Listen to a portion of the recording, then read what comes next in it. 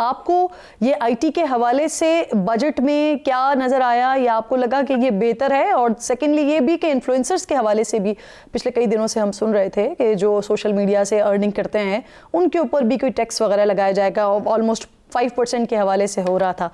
तो ऐसा कुछ है इस बजट में?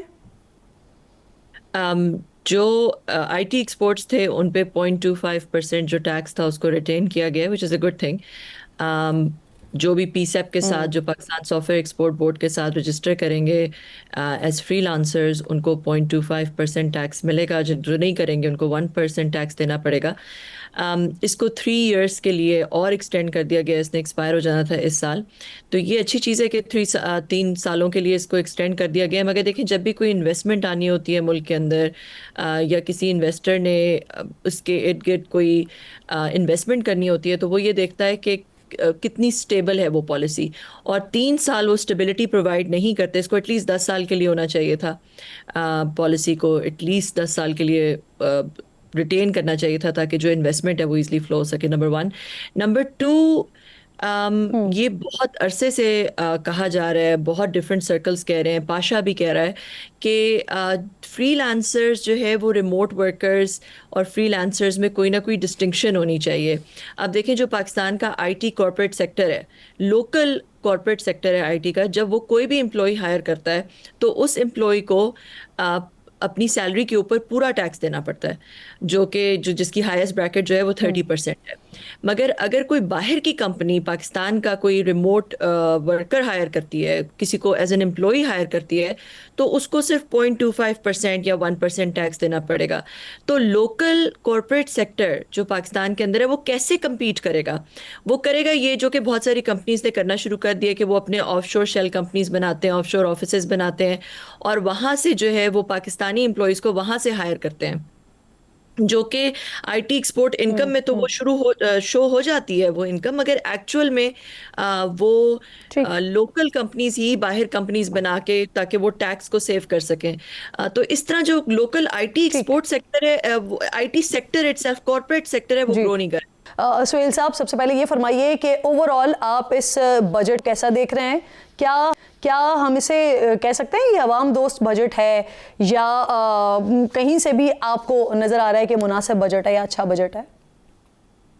बिस्मिल्लाहिर्रहमानिर्रहीम, बहुत बहुत शुक्रिया, thank you very much. I think जो हालात दुनिया में है ईरान जंग के हवाले से, और जो पाकिस्तान जो स्टेबलाइजेशन में है आईएमएफ के प्रोग्राम के, उसको देखते हुए तो ये तवक्कुआत से बेहतर बजट है। और जो हम तो पिछले काफ़ी दिनों से कह रहे थे कि हुकूमत ने जो स्टेबलाइजेशन से जो बेल्ट टाइटनिंग की है 3 साल में, वो बहुत ज़्यादा कर ली है। 8% से 4% फिस्कल डेफिसिट रह गया है, तो गुंजाइश ज़रूर बनती है। और फिर आखिर हुकूमत ने एक बोल्ड स्टेप लेके कुछ मेजर लिए हैं, जिससे फर्क सैलरी क्लास को भी पड़ेगा, जो बहुत ज़्यादा परेशान थी, जिसको फॉर्मल कॉर्पोरेट सेक्टर है जिसका टैक्स बहुत बढ़ गया था, उसको भी पड़ेगा।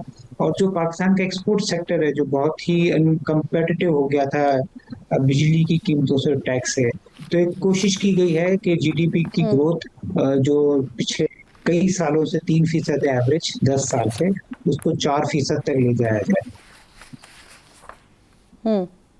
बिल्कुल ठीक। तो सर, इसको आप किस तरह से देख रहे हैं? जो भी आपने खुद जीडीपी ग्रोथ की बात की है 4% पर, और इस वक्त जो हमारा हदफ है वो 4.2 है, यानी इससे पहले जो आज से कोई 3-4 साल पहले अगर हम 6+ पे ग्रोथ कर रहे थे, तो हुकूमत तो वहां तक भी नहीं लेके जा पाई और अपना हदफ भी उतना नहीं रखा है। तो ये क्या मोहतात रवैया इख्तियार किया है हुकूमत ने?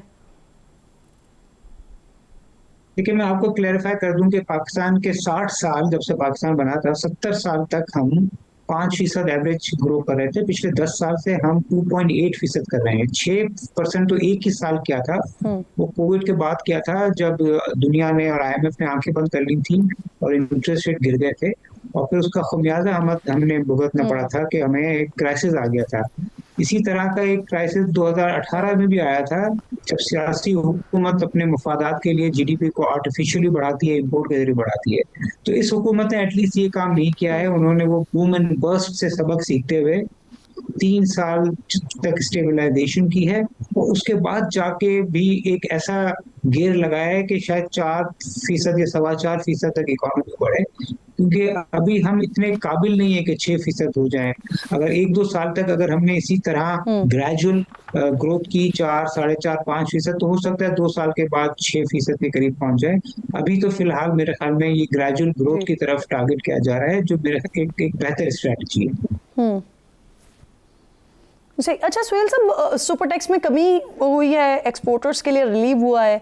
अब अगर हम ग्रोथ की बात करते हैं तो इसके साथ फिर हम ग्रोथ एक्सपेक्ट कर सकते हैं कि जब हम तवानाई जो है उसको नीचे नहीं लेकर आ रहे हैं, ये ऐसे ही रहेगा? क्योंकि वजीर ख़जाना का भी स्टेटमेंट जब आज वो बजट स्पीच कर रहे थे तो उन्होंने कहा कि ये जो है प्रोग्राम, ये ग्रोथ प्रोग्राम है, ग्रोथ बजट है। सर देखिए, चैलेंज तो यही था ना कि बिजली की कीमतें और टैक्स इतना बढ़ गया था कि जो बिजनेसमैन है, सरमायाकार है, वो इन्वेस्ट ही नहीं कर पा रहा था, और जो सैलरी पे इतना टैक्स बढ़ गया था कि एक आम आदमी, मिडिल क्लास, वो कंज्यूम ही नहीं कर पा रहा था।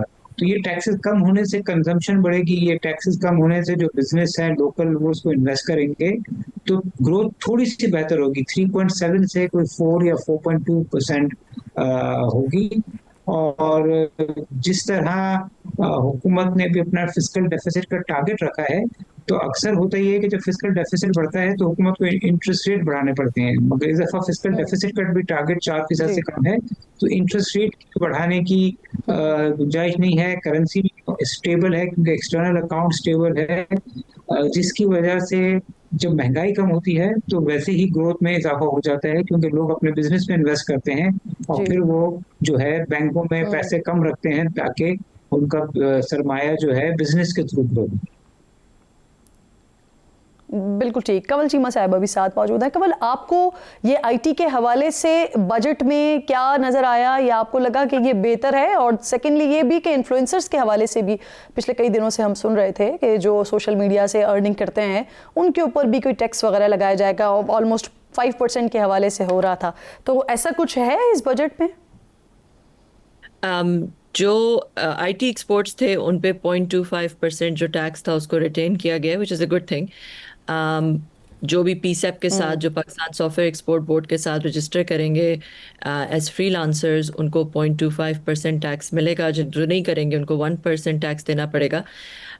इसको 3 इयर्स के लिए और एक्सटेंड कर दिया गया, इसने एक्सपायर हो जाना था इस साल, तो ये अच्छी चीज़ है कि 3 सालों के लिए इसको एक्सटेंड कर दिया गया। मगर देखिए, जब भी कोई इन्वेस्टमेंट आनी होती है मुल्क के अंदर, या किसी इन्वेस्टर ने उसके इर्द गिर्द कोई इन्वेस्टमेंट करनी होती है, तो वो ये देखता है कि कितनी स्टेबल है वो पॉलिसी, और 3 साल वो स्टेबिलिटी प्रोवाइड नहीं करते। इसको एटलीस्ट 10 साल के लिए होना चाहिए था, पॉलिसी को एटलीस्ट 10 साल के लिए रिटेन करना चाहिए था, ताकि जो इन्वेस्टमेंट है वो इजीली फ्लो हो सके, नंबर 1। नंबर 2, ये बहुत अरसे से कहा जा रहा है, बहुत डिफरेंट सर्कल्स कह रहे हैं, पाशा भी कह रहा है कि फ्रीलांसर्स जो है वो रिमोट वर्कर्स और फ्रीलांसर्स में कोई ना कोई डिस्टिंक्शन होनी चाहिए। अब देखें, जो पाकिस्तान का आईटी कॉर्पोरेट सेक्टर है, लोकल कॉर्पोरेट सेक्टर है आईटी का, जब वो कोई भी एम्प्लॉय हायर करता है तो उस एम्प्लॉय को अपनी सैलरी के ऊपर पूरा टैक्स देना पड़ता है, जो जिसकी हाईएस्ट ब्रैकेट जो है वो 30% है। मगर अगर कोई बाहर की कंपनी पाकिस्तान का कोई रिमोट वर्कर हायर करती है, किसी को एज एन एम्प्लॉय हायर करती है, तो उसको सिर्फ 0.25% या 1% टैक्स देना पड़ेगा। तो लोकल कॉर्पोरेट सेक्टर जो पाकिस्तान के अंदर है वो कैसे कम्पीट करेगा? वो करेगा ये जो कि बहुत सारी कंपनीज ने करना शुरू कर दिया, कि वो अपने ऑफशोर शेल कंपनीज बनाते हैं, ऑफशोर ऑफिसेज बनाते हैं, और वहाँ से जो है वो पाकिस्तानी एम्प्लॉयज़ को वहाँ से हायर करते हैं, जो कि आईटी एक्सपोर्ट इनकम में तो वो शो हो जाती है वो इनकम, मगर एक्चुअल में वो लोकल कंपनीज ही बाहर कंपनीज बना के, ताकि वो टैक्स को सेव कर सकें। तो इस तरह जो लोकल आईटी एक्सपोर्ट सेक्टर है, IT sector itself, corporate sector है, वो ग्रो नहीं कर। बिल्कुल ठीक है, आपकी बात दुरुस्त है। बहुत बहुत शुक्रिया आपका। कंवल साथ मौजूद थी, मोहम्मद मौजूद थे। आप दोनों मेहमानों की बेहद शुक्रगुजार हूँ। एक ब्रेक लीजिए नाज़रीन।